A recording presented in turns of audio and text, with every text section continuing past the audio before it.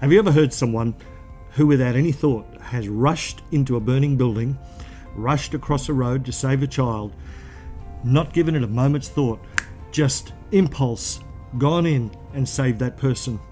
On the other side of the coin, the person that without a moment's notice, without any forewarning, erupts into a violent rage. If you've considered or heard of the subject of emotional intelligence, then you will have also have heard of the term amygdala and neocortex. When I was a little fella, I was walking to school every morning across farmland, and my mother had told me, when you walk across those farms, don't run. Bulls will only ever chase a moving target. Well, the bull didn't hear my mother's advice and had me in its sight and started after me. Well, I of course became a moving target very quickly, and off I went.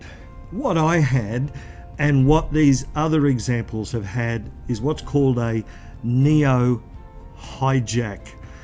The amygdala, in layperson's terms, is the emotional center of the brain where we collect our memories.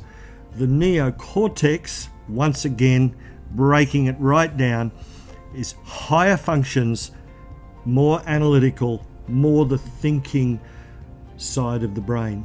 And we've all experienced circumstances, perhaps you have experienced these type of examples in your own life, where you have, without any thought, raced in to a situation.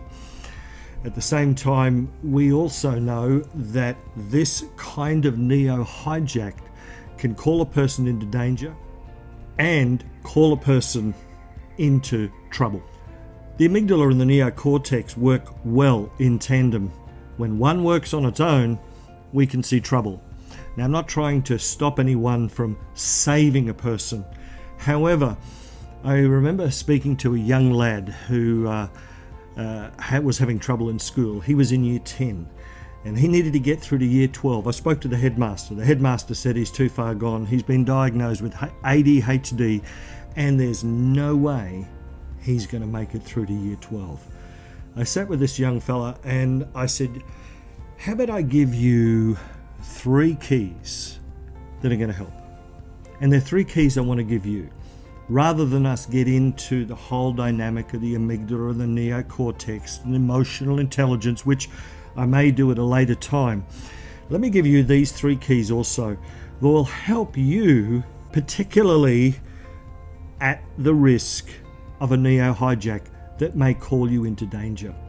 And they were: stop, think, choose. Sounds very simple, doesn't it? However, the outcome of that was the headmaster called me up toward the end of year 12 and said, I don't know what you did for that young fella, but he's a superstar. He has been a shining light.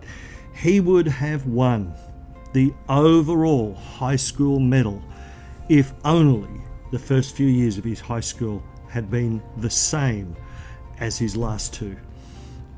I've used this method for many people, young and more mature, to stop, think, choose. Now, like I said, I'm not trying to stop anyone from saving a person.